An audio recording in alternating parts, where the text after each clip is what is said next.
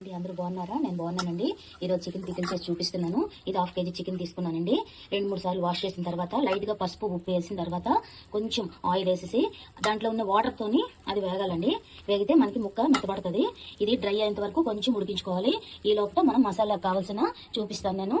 ఇవ్వండి దాల్చిన చెక్క, లవంగ, యాలకులు, అల్లం, వెల్లుల్లి, ధనియాలు, ఆవాలనండి దీనికి కావాల్సినవి.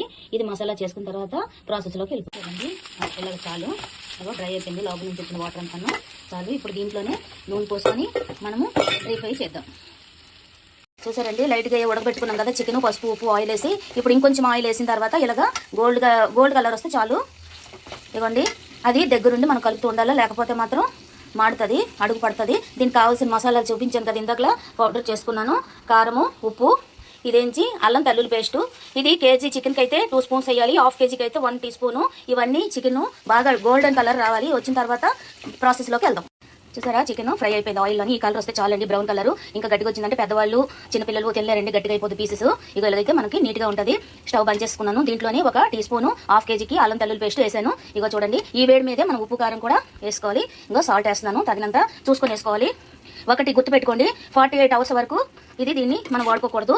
ఎందుకంటే బాగా నిమ్మకాయ రసంలో నానుతుంది, ఉప్పు కారం బాగా పడుతుంది. ఇదిగోండి, ఇప్పుడు మనం ముందుగా చేసిన మసాలా పౌడర్ కూడా వేసేద్దాము. ఇంకా చూసారా, ఎప్పుడైనా మనకి ఈ వేడి మీద ఇవన్నీ వేసుకున్న తర్వాత ఒక 1 అవర్ అయిన తర్వాత చల్లారిన తర్వాత నిమ్మకాయ రసం వేసుకోవాలి. ఇవ్వండి, అప్పుడు కొంచెం చిక్కబడుతుంది. ఎప్పుడైనా చల్లారిన తర్వాత నిమ్మకాయ రసం వేయాలా, లేదంటే చేదు వచ్చేస్తుంది, అది మీకు తెలిసిందే కదా. అంతా వేసిన తర్వాత నిమ్మకాయ రసం వేసిన తర్వాత అప్పుడు ఇవ్వండి, ఈ గాజు బౌల్లో లాంటిది తీసుకోవాలి, జారులో. కాబట్టి మీ ఇష్టం, దేంట్లోనే తీసుకోవచ్చు, కానీ గాజు అయితే మంచిది. 48 అవర్స్ వరకు తినకూడదండి దీన్ని. థ్యాంక్ యూ అండి. షేర్ చేయండి, లైక్ చేయండి, సబ్స్క్రైబ్ చేయండి. బాయ్.